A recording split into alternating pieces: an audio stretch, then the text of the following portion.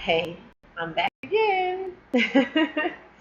So I was sitting here thinking about this rise in femininity in the United States. It might be happening in other places, but I live in the United States, so I can only speak about where I live. But I remember years ago, they had projected the picture of Kali on the Empire State Building. Kali is the Hindu goddess of time and destruction. And then you had a statue in Detroit that was erected of Baphomet. The Baphomet was originally a symbol for alchemy. Alchemy is when you take one material and you transmutate it into another material, you transform it into another material.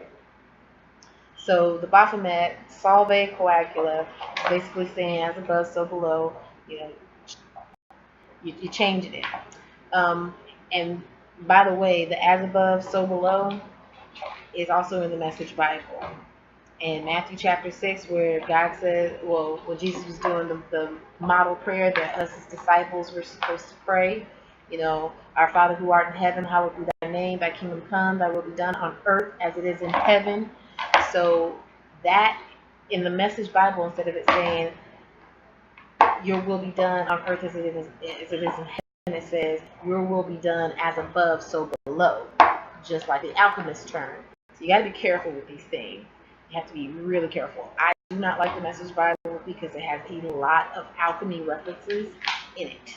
And alchemy is just another form of witchcraft. So think about that. Anyway, so let's see how these two false gods are married to each other in the United States. So what's a synonym for time in regards to history or different time periods? We call them eras or ages, right? We call them ages. So this is the dawning of the age of Aquarius. So they was talking about a time period. So time, age, and destruction to tear down. Then you have Baphomet turning one thing into another thing. So while Kali is tearing down one age, Baphomet is turning what she tore down into something else. Let's look at the examples. First example is Ghostbusters. Ghostbusters was any kid born in the 80s, that was the movie. Because by the time the movie came out, we were old enough to remember it. But that was the movie. So we have these four scientists and this female secretary of theirs. But now here it is with the remake, you have four female scientists and a male secretary. Okay? The next one is, what was the movie? Well, let's go with what women want. No, Ocean's 8. Okay, so everybody knows Ocean's 12 with George Clooney and Brad Pitt. Danny Ocean, he gets together all these criminals that he knows and they rob banks and museums and whatnot. Okay, cool. Well, now they have one called Ocean's 8 about Danny Ocean's sister, Deborah Ocean, who gets together these female criminals and they go rob the Met Gala. Or gala, however you want to pronounce it. But they go rob it. Then you have, there was a movie called What Women Want, starring Mel Gibson. And basically, in the movie, he winds up electrocuting himself, and now he wakes up and can hear he can hear every woman's thoughts. He can even hear the thoughts of female animals. And it's only women, it's only females that he can hear their thoughts. So now there's a movie about to come out called What Men Want, starring Taraji P. Henson, with the same concept. I think she hits her head and then she wakes up and she can hear every man's thought around her.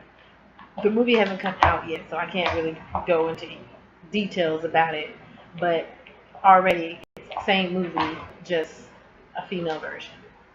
And you start to see this a lot. Starting to see a lot of fashion resembling female clothes instead of male clothes. Like everything is feminine. The female clothes are feminine, male's clothes are feminine. So basically, they're tearing down the age where the man was the head of the household, the protector, the guardian, and raising up an age where the women are taking over. But this is not good because that's not how God designed it to be. God did not design it to where the woman was in charge. And it's not because we aren't able to take charge. And it's not because we are not capable.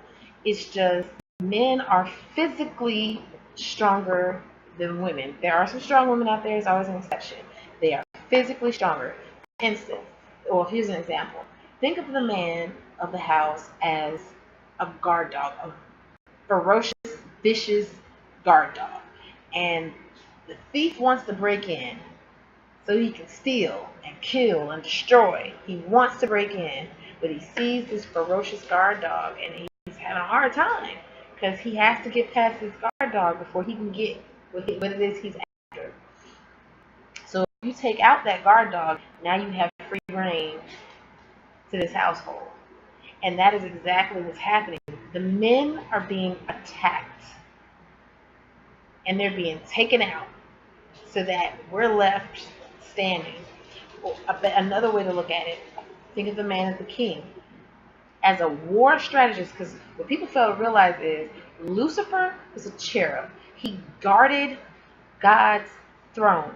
Read Ezekiel chapter 28. It tells you he was the most beautiful angel and he was in charge of guarding God's throne. He is an archangel, which means he is very skilled at war strategies. After all, he guarded God's throne. God is the ultimate war strategist. And Satan, Lucifer, guarded his throne. So of course, he knows how to enact war. He knows war strategy. So if I am going into war, I want to take your kingdom. I know the easiest way to take your entire kingdom down is to take out your king. Once your king falls, everybody under that king is now vulnerable. And that's what's happening. Our kings are falling. And now we're all left open.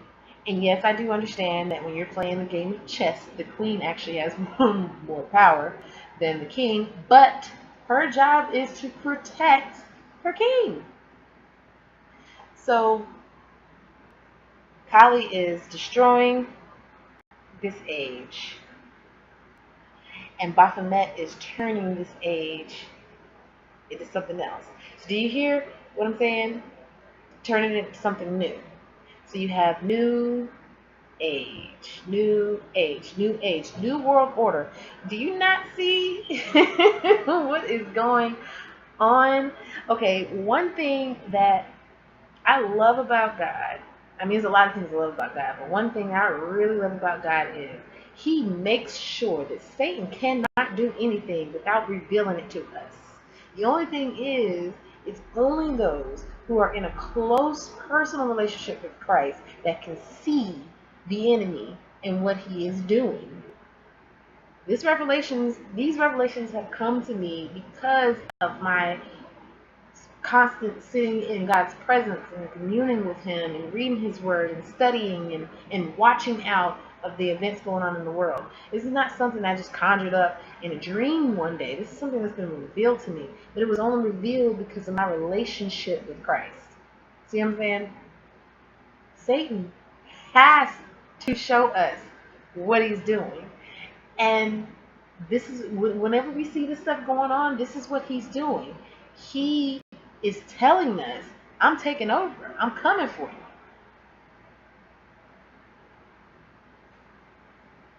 I don't know. It's just on my heart to say it because I really don't think that people are paying attention to what's really going on, because we are always given what I call a fake left go right.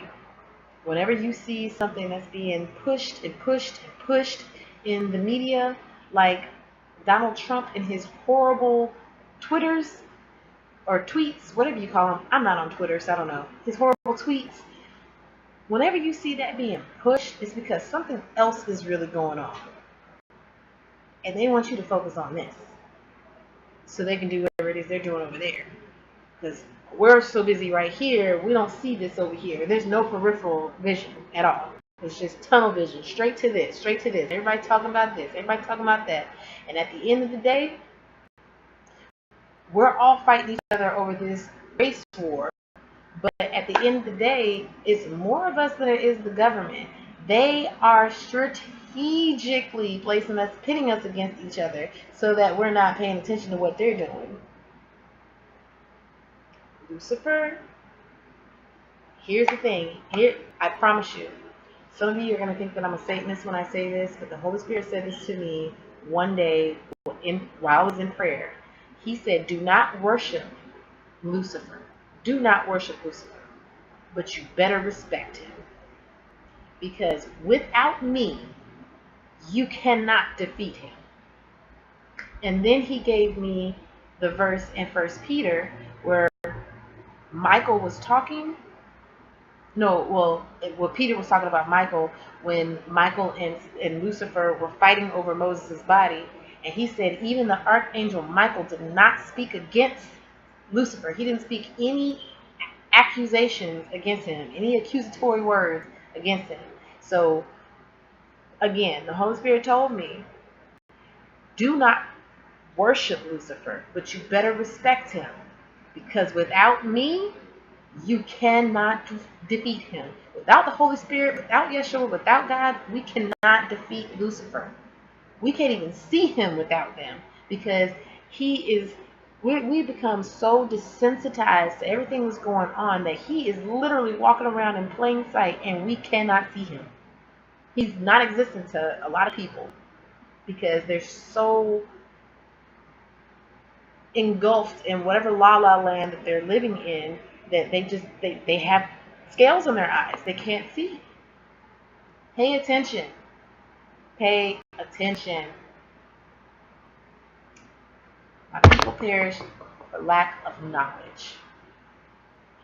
God is not just talking about the lack of knowledge of him and his kingdom. He's also talking about the lack of knowledge of who we are in relation to him and who our enemy is.